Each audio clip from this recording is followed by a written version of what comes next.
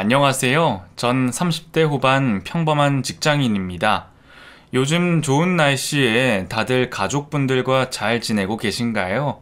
저희 가족은 여느 때보다 더 똘똘 뭉쳐 행복하게 지내고 있는 듯 해요. 코로나 사태로 가족끼리 가까이 할 수밖에 없다 보니 더욱더 가족 간의 화목이 얼마나 중요한지 알게 되는 시기네요.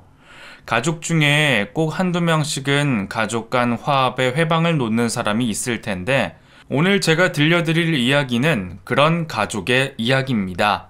한번 제 이야기를 들어봐 주세요.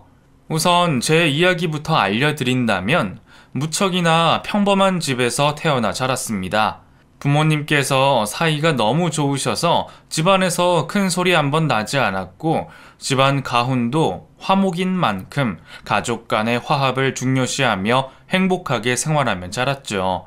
부모님께 큰 걱정 끼치지 않고 자란 전 대학을 졸업하고 얼마간의 취준생 생활을 하다 회사를 들어가게 됐었습니다.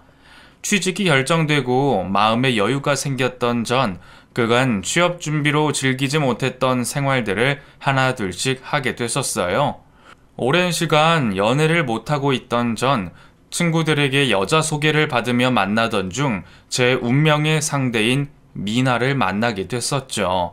미나는 이제 막 사회초년생이 된 저에게 많은 힘과 도움이 되어 주었어요. 대학을 졸업하고 저보다 먼저 사회생활을 하고 있던 미나는 착한 성격에 배려심 많은 성격이었죠.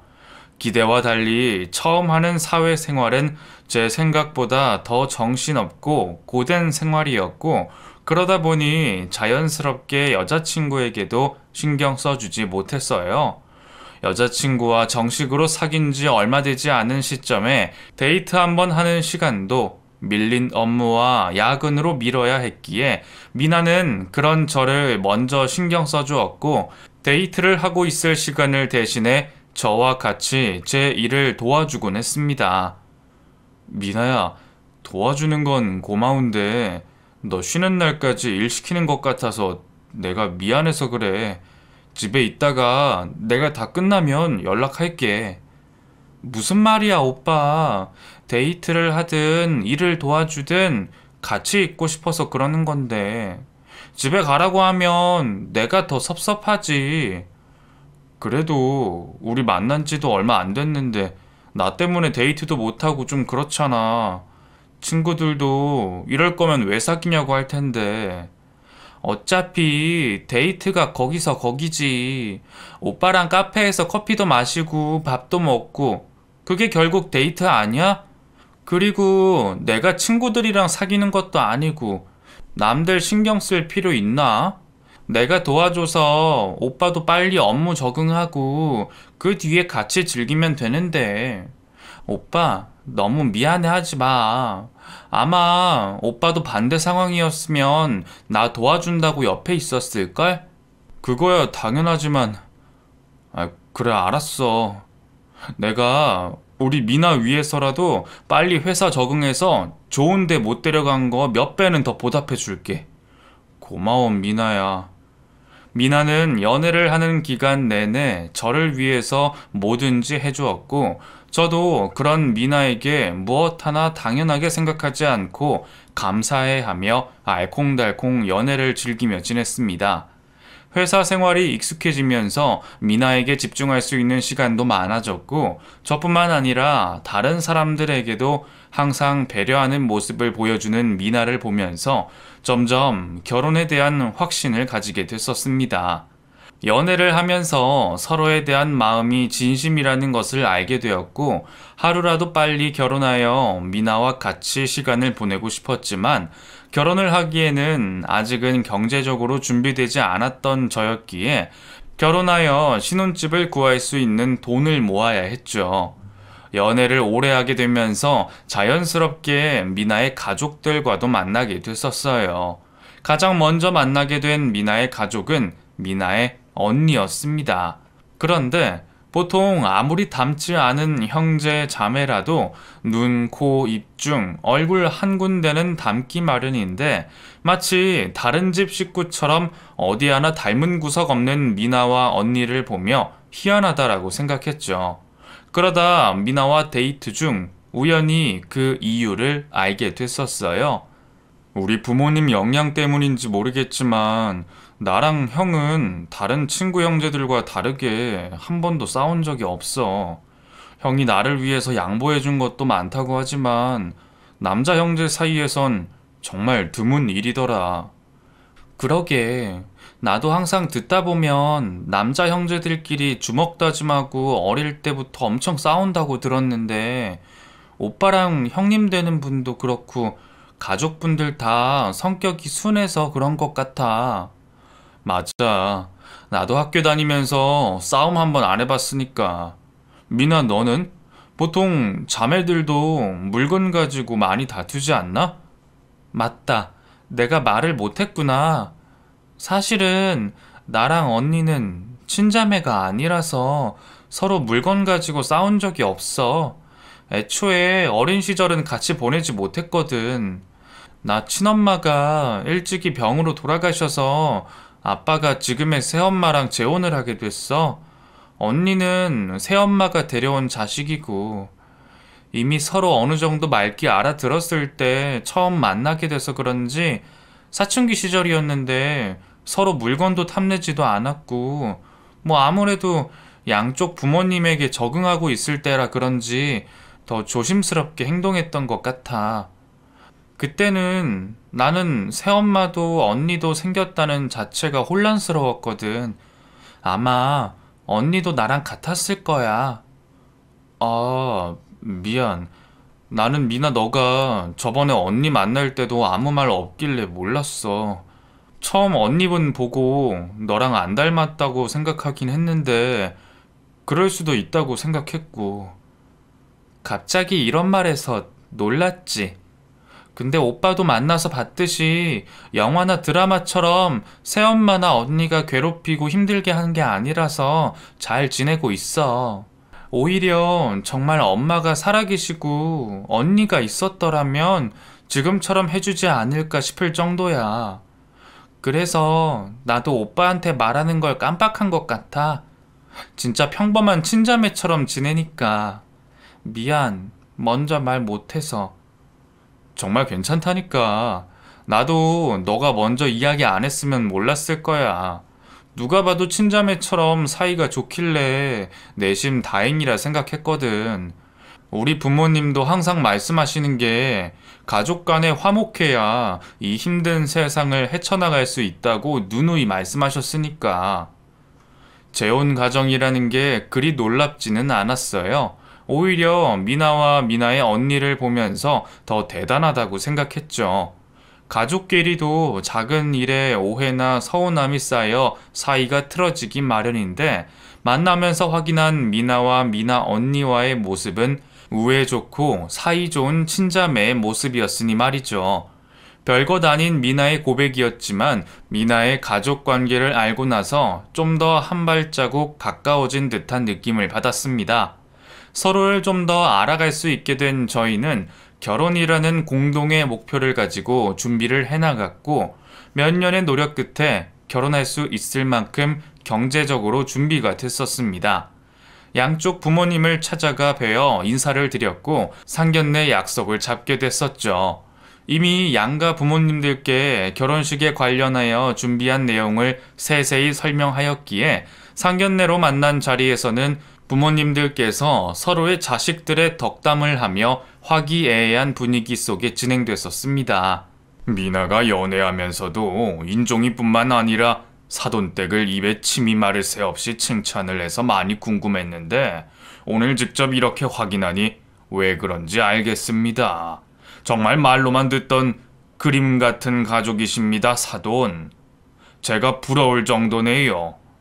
그럴 리가요. 남자 셋 있는 집이 뭐 그리 다정하고 살맛이 나겠습니까? 큰 소리 나지 않는 게 다행이죠.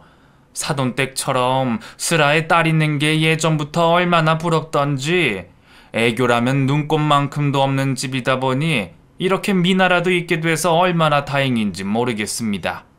미나를 알게 된 지는 얼마 안 됐지만 사돈과 안사돈께서 얼마나 공을 들여 키우셨는지 만나자마자 알 수 있을 만큼 참하고 좋은 아이라 생각됩니다. 기대에 못 미칠 수도 있는 아들 녀석을 좋게 봐주시고 예뻐해 주시니 제가 정말 감사드립니다. 아닙니다. 저도 인종이를 보기 전부터 미나에게 이야기를 들어 알 수 있었지만 요즘 같은 시대에 인종이 말한 아들도 사위도 찾기 힘들죠. 정말 잘 키우셨습니다. 그리고 제 온 가정의 일반적인 시선이 어떤지는 알고 있는데 편견 없이 딸아이를 품어주셔서 제가 감사하죠. 저도 남편 말에 같이 감사드립니다, 사돈. 제가 직접 배 아파 낳은 딸은 아니지만 미나가 제 딸이라고 생각하고 살았어요. 혹시라도 계모라고 양딸이라는 손가락질 받으면 미나가 가슴 아파할까 언니보다 더 잘해주고 아껴줬습니다. 혹시 결혼하면서도 제가 발목이나 잡을까 싶어 걱정했는데 이렇게 좋은 시댁 어른들께 보낼 수 있어 다행입니다. 미나 언니를 보내면서도 이렇게 눈물 나지는 않았는데 미나 쟤를 보낸다니까 왜 이렇게 가슴이 메어오고 눈물이 나는지. 분명 잘해주실 거라 생각하지만 귀하게 키운 딸입니다. 모자라더라도 이해해 주시면 감사하겠습니다. 상견례를 하며 부모님들께서 하시는 이야기를 듣고 있으니 제가 상상했던 것보다 장모님과 처형이 미나를 얼마나 아끼고 사랑하는지 알 수 있었습니다. 저희 부모님께서도 미나를 생각하는 장모님을 보시며 같은 생각을 하셨는지 상견례를 마치고 차를 타고 가는 중에 인종아, 결혼을 하고 나서도 미나 아버님과 어머님께 더 잘해야 한다. 아무리 너희가 공평하게 한다고 해도 시가와 처가라는 고정관념 때문에 섭섭하게 생각하실 수도 있어. 그리고 안사돈께서도 미나랑 보낸 시간이 얼마 안 된다고 생각하셔서 헤어지시는 게 더 서운하실 거야. 우리야, 네 형네도 있으니 사돈댁에 더 신경 쓰거라. 라고 말씀하셨죠. 제 생각도 마찬가지였습니다. 처형 결혼식에서도 흘리지 않으셨다는 눈물까지 훔치시는 장모님의 모습을 보며 미나와 장인 장모님께 더 잘해야겠다고 생각하게 됐었습니다. 양가 부모님의 배려와 축복 속에 우리는 결혼식을 올리게 됐었습니다. 그리고 장모님의 눈물로 시작된 양가 부모님의 감동스러운 눈물로 우리의 결혼식은 눈물 없이는 볼 수 없는 결혼식이 되어버렸죠. 감동적인 결혼식 이후 신혼여행을 다녀온 저희는 행복한 신혼생활을 시작하였습니다. 그러면서 양쪽 부모님께도 섭섭하지는 않게 먼저 연락을 드리고 챙겨드렸죠. 완벽한 결혼생활 도중 처가댁에 안 좋은 일이 연속으로 생겼습니다. 결혼 전만 해도 저보다 더 건강하셨던 장인어른께서 건강검진하고 나신 후 췌장암 판정을 받으셨어요. 다른 누가 보더라도 가장 건강해 보이시던 아버님의 병화는 우리 가족 모두에게 큰 충격으로 다가왔습니다. 이미 수술과 항암을 할 시기를 놓쳐버린 아버님은 항암 치료를 거부하셨고 남은 여생을 가족들과 추억을 쌓으며 지내고 싶다고 하셨죠. 장모님을 비롯하여 가족 모두 아버님의 뜻을 따르기로 하였고 저도 아내도 작은 여유만 있으면 아버님과 시간을 보내기 위해 노력했습니다. 우리 가족 모두 하나의 추억이라도 더 만들기 위해 애를 썼죠. 연명치료도 거부하신 아버님은 결국 5개월 만에 세상을 떠나셨고 우리 가족 모두 너무 짧기만 했던 그 시간을 받아들이기 힘들어 했습니다. 거기다 이전부터 사이가 안 좋던 처형께선 아버님의 상을 치르고 얼마 안 되어 이혼까지 하게 되었죠. 급하게 갈 곳도 없는 처형이 안쓰러워 금전적으로 도움을 주긴 했지만 마음만큼 능력이 따라주지 않아 그것밖에 도움을 못 준다는 게 이내 신경이 쓰이고 미안했습니다. 이럴 때일수록 사위인 제가 더 분발해야 한다고 생각했습니다. 처가 가족의 단합을 위해서 자주 식사 자리도 만들고 장모님이나 처형께서 불편한 점은 없는지 또 도와드릴 건 없는지 제가 먼저 나서서 노력을 하고 있었죠. 그렇게 조금씩 시간은 흘러갔고 아버님이 떠난 지도 2년이 지났을 때였습니다. 어느 날부터 장모님께서 아내에게 짜증스러운 모습을 보이시기 시작했습니다. 이전에도 자주 찾아뵀었지만 장인어른께서 돌아가시고 장모님께서 외롭다는 말씀을 저희에게 자주 하셔 저희도 그 횟수를 늘려 자주 찾아가 뵙고 있었죠. 그렇게 다 같이 모여 식사를 하는 자리였어요. 오빠, 이거 다 흘리고 먹고 얼굴에는 뭘 이렇게 많이 묻히고 먹어. 좀 닦아. 여기? 아, 그냥 줘. 내가 해줄게. 그때 숟가락이 식당 바닥으로 탁 하고 던져지며 튕겨져 나갔습니다. 장모님이 던지신 거였죠. 엄마, 왜 그래? 너네는 내 앞에서도 그래야겠니? 뭐가요, 엄마? 둘 다 어른 어려운 줄 모르고 어디서 애정행각 짓거리야? 엄마, 애정행각이 아니라 오빠가 못 닦고 있어서. 김서방이 한두 살짜리 애니? 닦다 보면 묻힌 곳도 닦겠지. 과부됐다고 난 놀리는 거야? 아니야, 엄마. 정말 그냥 닦아주는 건데. 됐다. 나도 니네 때문에 있던 밥맛 다 떨어져 나갔으니 니네끼리 재밌게 놀아라. 그리고 지금부터 과부 앞에서 애정 표현하면서 무시할 거면 오지도 말고. 웃으면서 하던 행동도 아니고 애정 행각도 아닌 상황에 장모님은 기분이 나쁘셨는지 음식점을 나가시더군요. 저와 아내가 음식점을 나가시는 장모님을 말리고 다시 자리로 모셔왔지만 끝내 어머님은 택시를 타고 집으로 가셨어요. 갑작스러운 장모님 행동에 놀랐지만 아버님의 부재와 처형의 이혼으로 계속되는 악재에 스트레스가 쌓여서 그런 거라 생각하며 이해하려고 했습니다. 이후 어머님과 만나는 자리는 행동 하나하나에 의식을 하면서 조심하려고 했죠. 하지만 번번이 다른 꼬투리를 잡으시면서 만나는 자리가 웃음보다는 장모님의 짜증 섞인 목소리로 흐지부지 마무리가 되었습니다. 점점 더 신경질적으로 변하시는 장모님을 힘겨워하고 있을 때 저희에게도 예상하지 못한 기쁜 소식이 찾아오게 됐었습니다. 저희는 아이를 빨리 가지고 싶어 했어요. 결혼 전부터 서로 계획했던 부분도 있었지만 장인어른께서 투병 생활을 하시게 되시면서 하루라도 빨리 손주를 보여드리고 싶은 마음이 있었죠. 하지만 생각보다 쉽진 않은 임신에 몇 년 동안 아이 소식은 없었고 시험관 시술을 받아야 할지 고민하던 차에 아이가 찾아온 겁니다. 오랜 기다림 끝에 만나게 된 아이라 저와 아내는 그 어느 때보다 기뻐했죠. 산부인과에서 임신을 확인한 후 이 기쁜 소식을 가족들에게 알리기 시작했습니다. 모두들 축하해주는 가운데 장모님께도 전화를 바로 드렸어요. 장모님, 저희 기쁜 소식이 있어서 연락드렸어요.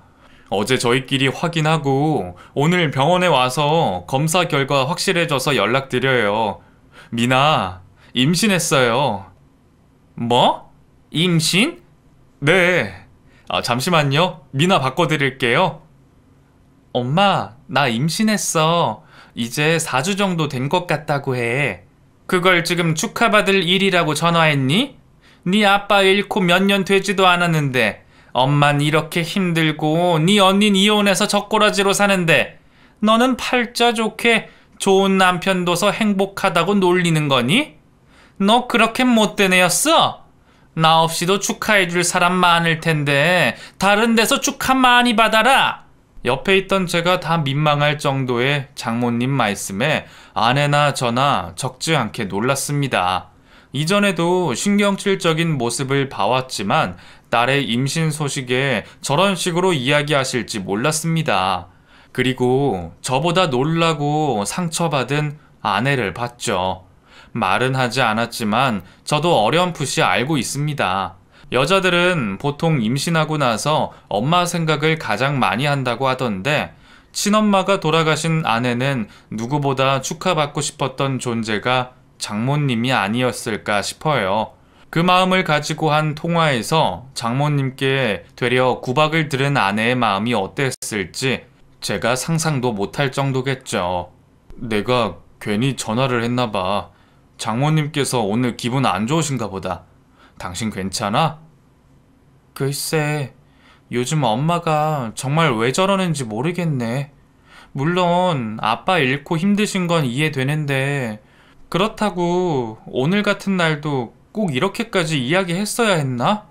당신 말처럼 기쁜 날인데 너무 신경 쓰지 말자. 그래, 당신 뭐 가지고 싶어? 하고 싶은 건 없어? 아니면 뭐 먹고 싶은 거라도. 왜, 이제 당신이 먹는 건 우리 아이가 먹는 거기도 하잖아. 막 끌리고 그러는 건 없어? 내가 전부 다 사줄게. 일부러 과장되게 행동해서 아내의 응어리진 마음을 풀어주려고 노력했습니다. 장모님의 행동은 제가 어떻게 해줄 수 있는 일이 아니었기에 제가 그것밖에 할 수 있는 게 없었죠.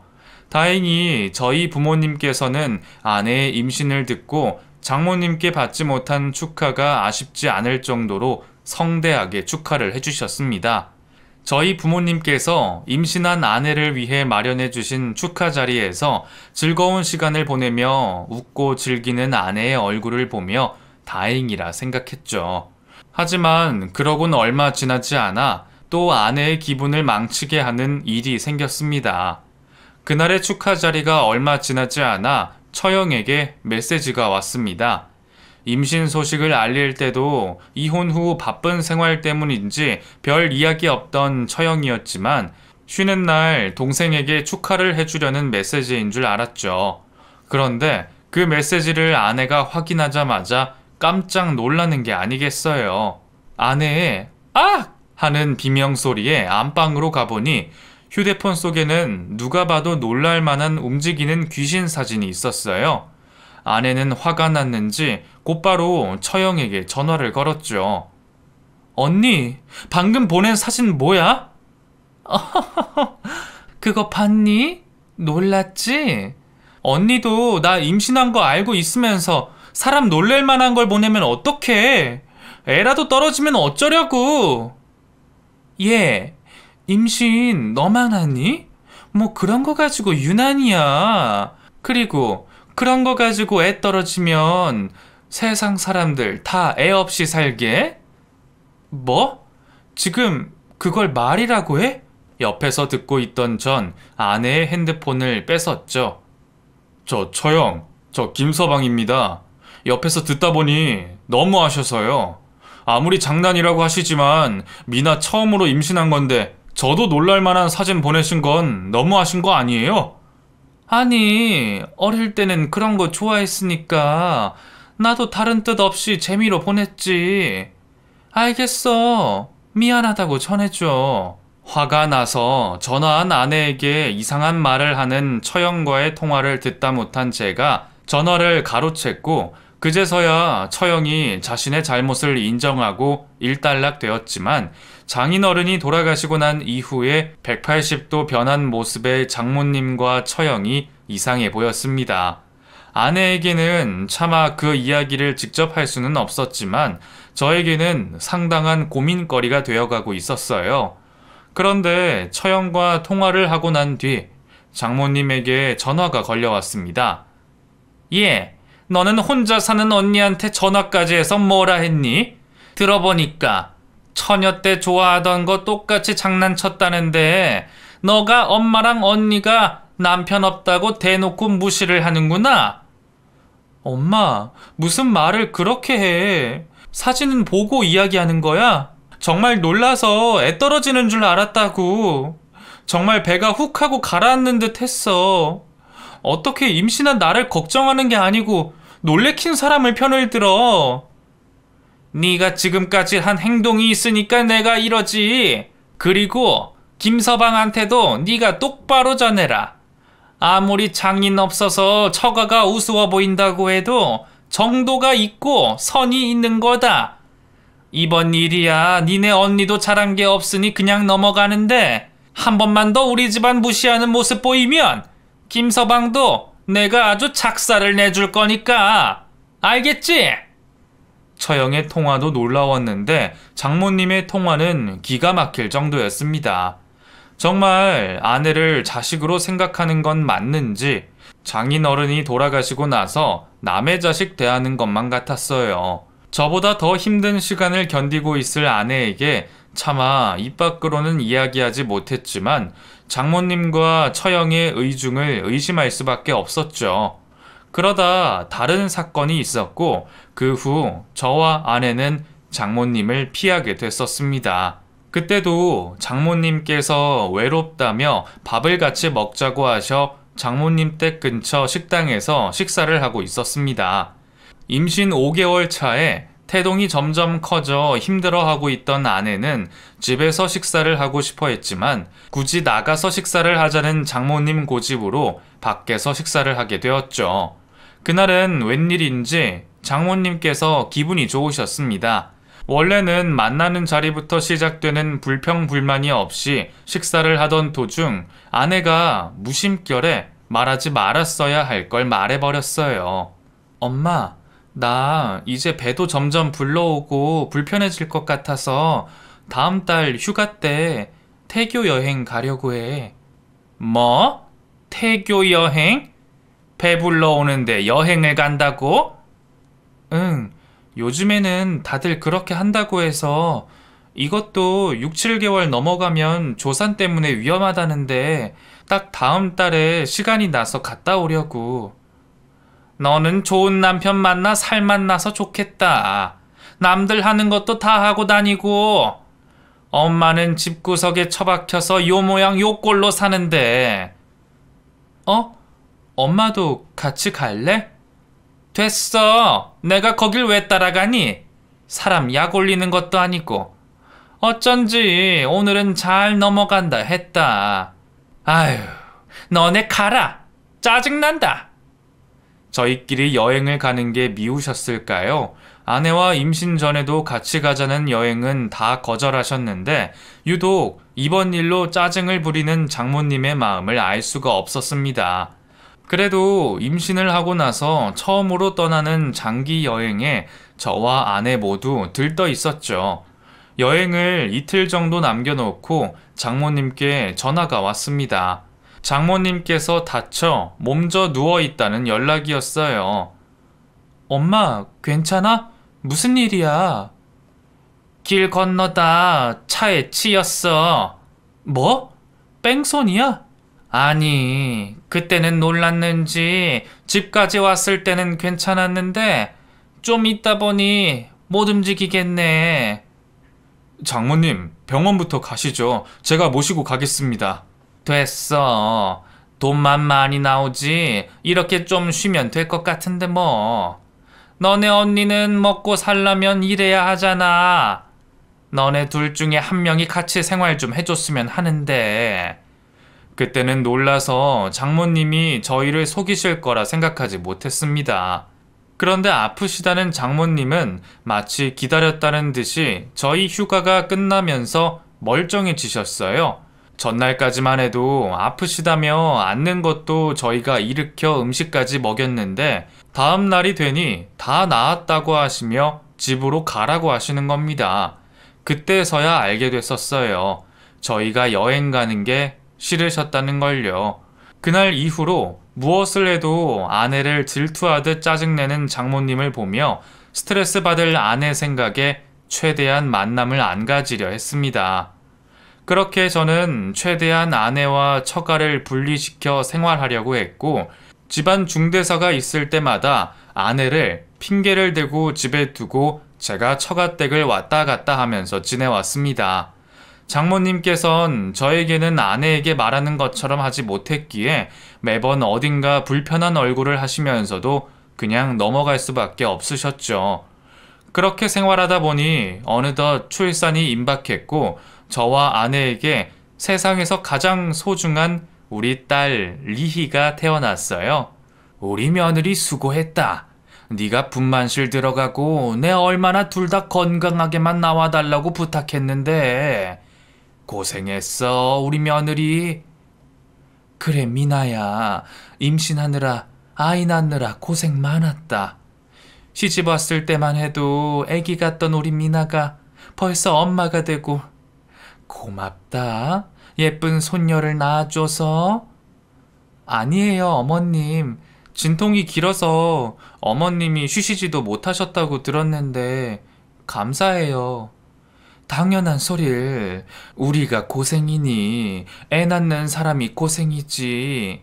태어날 때까지 내가 옆에 있어줄 테니 혹시 필요한 게 있으면 불편하게 생각하지 말고 말해라.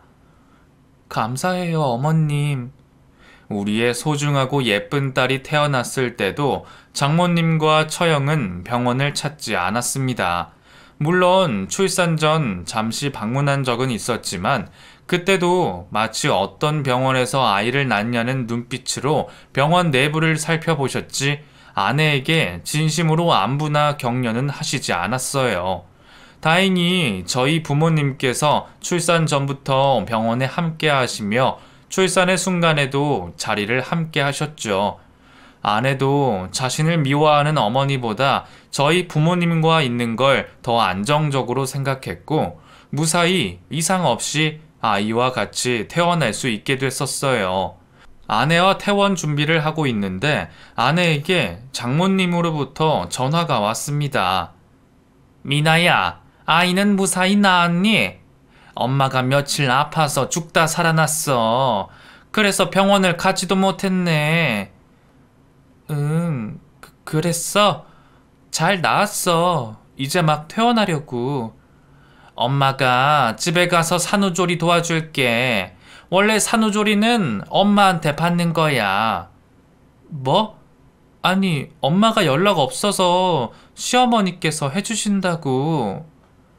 너는 어떻게 엄마 마음도 몰라주고 내가 널 어떻게 키웠는데 네가 결혼하더니 이제 엄마를 엄마로 보지도 않는구나. 그래, 알았다. 몸조리 잘하고 나중에 보자. 아니, 잠깐만 엄마. 알았어. 와줘. 어머님께는 내가 말씀 잘 드릴게. 출산 때도 오지 않던 장모님께서 아내의 산후조리를 하겠다며 짐까지 싸가지고 집으로 오신다고 하는 겁니다. 갑작스런 호의에 놀랐고 그 이유를 의심하였지만 이미 아내가 많이 흔들려 보였어요. 아무리 시부모님이라도 엄마를 대신할 수는 없었겠죠. 그렇게 우리 부부와 아기, 장모님까지 네 식구가 생활하게 됐었습니다.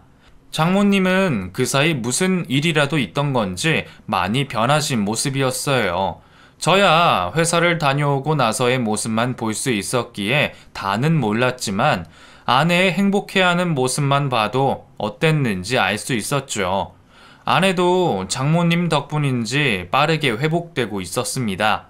저도 그 모습을 보며 장모님이 장인어른이 돌아가시기 전 모습으로 돌아왔다고 생각했어요.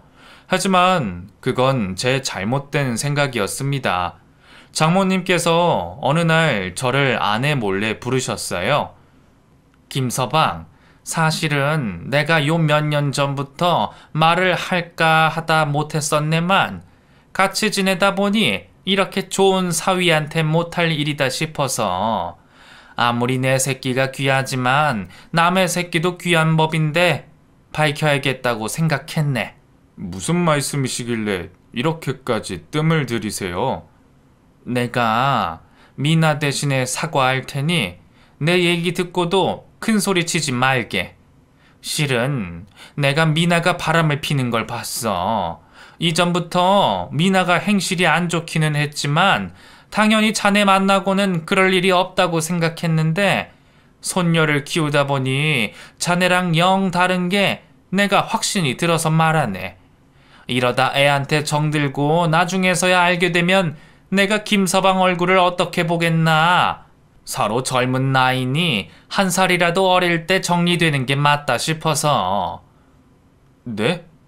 그니까 지금 리희가 제 딸이 아니고 제 아내가 다른 남자랑 바람을 폈다고 말씀하시는 거예요?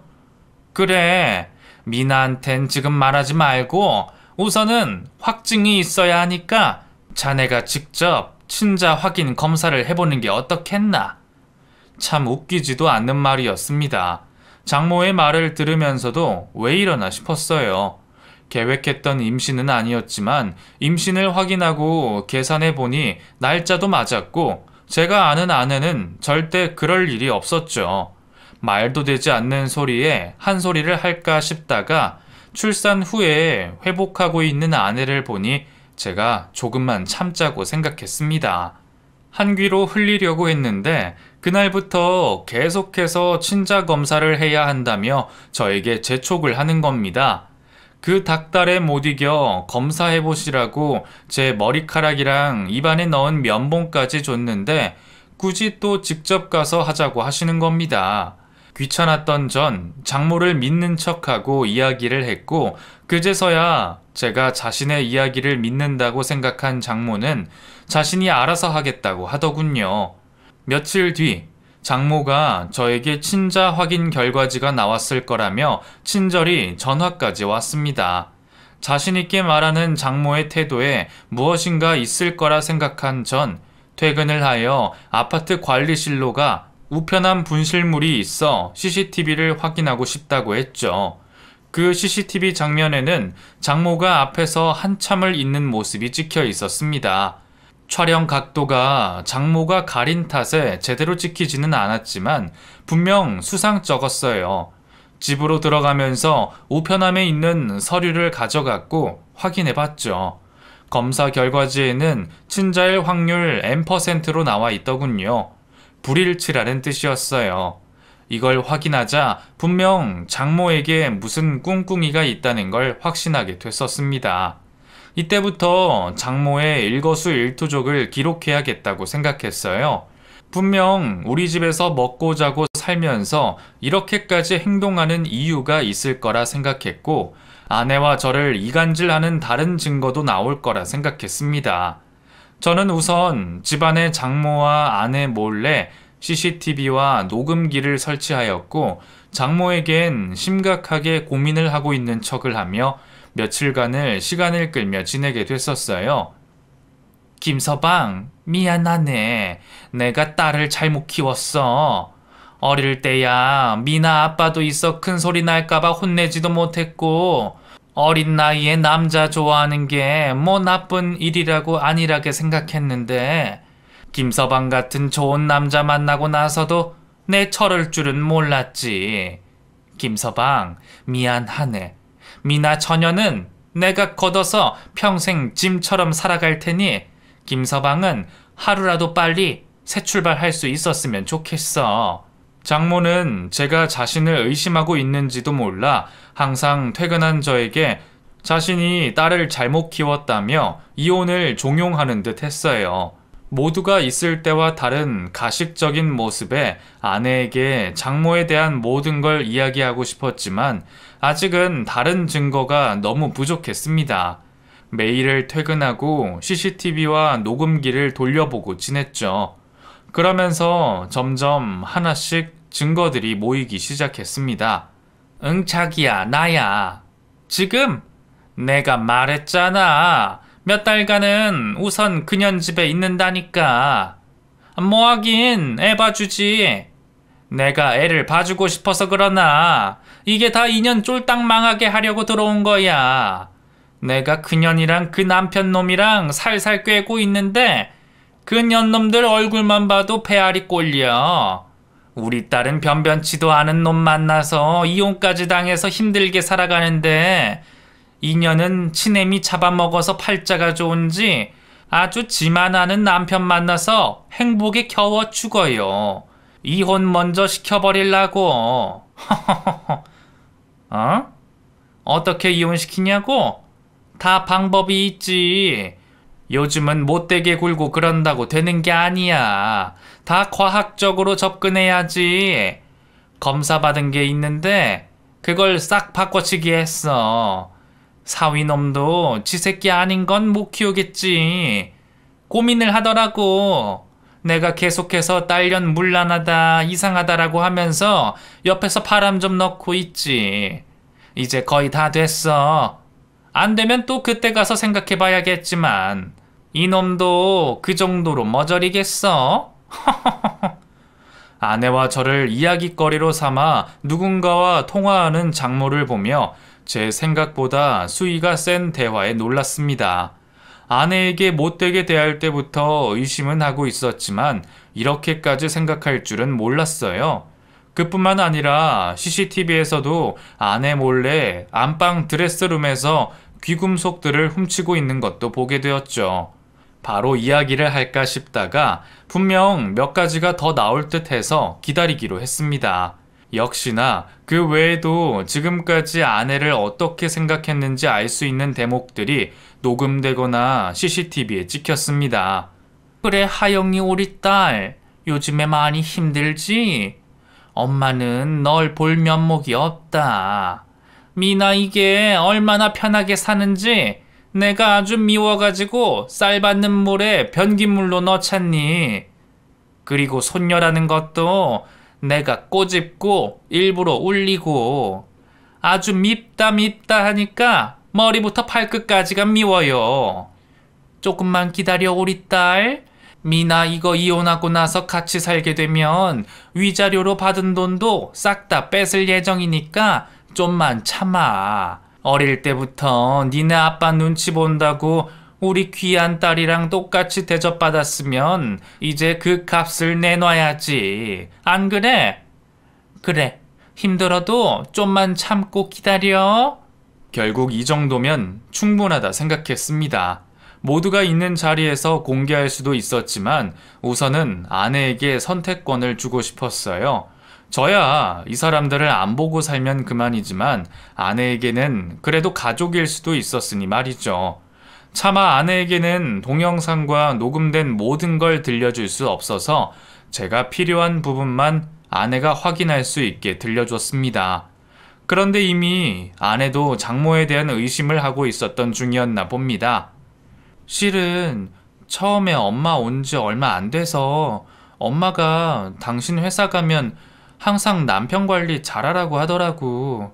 이유 물어보면 당신 옷감에 여자 머리카락이니 립스틱 자국이니 말씀하시면서. 그런데 내가 당신 출퇴근 시간을 모르는 것도 아니고 뻔히 퇴근하자마자 집에 오는 걸 아는데 그게 말이 되냐고. 집에서 내보내기 전에 이상한 소리 하지 말라고 하니까 그때부턴 안 했는데 결국 당신이 넘어간 줄 알고 그런 거였네. 난 괜찮아 여보. 아빠 돌아가시고 엄마랑 언니가 나 대하는 게 변했을 때부터 어느 정도 예상했어. 오히려 내가 아빠 돌아가시고는 나에게 없는 가족이라는 환영을 붙잡고 있었는지도 몰라. 내가 알아서 할게. 아내는 제 이야기를 들으면서 이미 선택을 한 듯해 보였습니다. 그리고 장모를 불러 이야기를 했죠. 엄마, 그냥 안 보고 살면 되는 걸 왜 이렇게까지 저랑 남편 사이를 갈라놓으시려고 한 거예요? 뭐? 너 지금 무슨 소리 하니? 여기 들어오셔서 저한테는 이이가 외도하는 것처럼 이야기하고 이이한테는 제가 바람이라도 펴서 리히 낳은 것처럼 이야기하셨잖아요. 무슨 소리야? 내가 뭐하러 그래? 생사람 잡지 마라. 우리 엄마랑 언니 저 가족으로서 다 같이 행복할 수도 있었어요.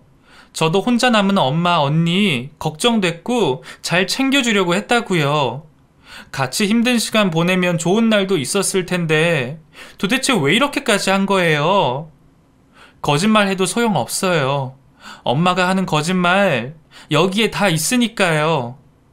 그렇게 장모는 자신이 한 말과 행동을 모두 보게 되었습니다. 자신의 행동이 창피하긴 했는지 영상을 보던 눈마저 돌렸고 귀도 막은 채 끝날 때까지 있었죠.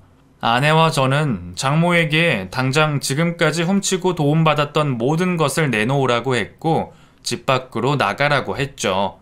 그러면서 인연을 끊게 됐었습니다. 자신이 한 행동을 모두 보고 들어서 그런지 아내와 저에게 아직까지는 연락이 없었어요. 그리고 아내는 저와 우리 리희 그리고 저희 가족들이 아내가 느낄 가족의 빈자리를 채워주며 행복하게 지내고 있습니다. 언젠간 아내의 처가 가족들이 연락을 해올지 모르겠습니다. 서류상으로 묶여있는 가족이라는 테두리를 쉽게 끊을 수 없으니 말이죠. 저도 그들이 다시 연락을 해올 때면 제발 장모님과 처형이라고 부를 수 있게 처음 뵈러 갔을 때 그 모습으로 변하여 만났으면 싶어요. 그렇게 되기 전까진 만나지 않을 테니 말이죠. 여기까지가 저와 아내가 겪은 일입니다. 끝까지 들어주셔서 감사합니다.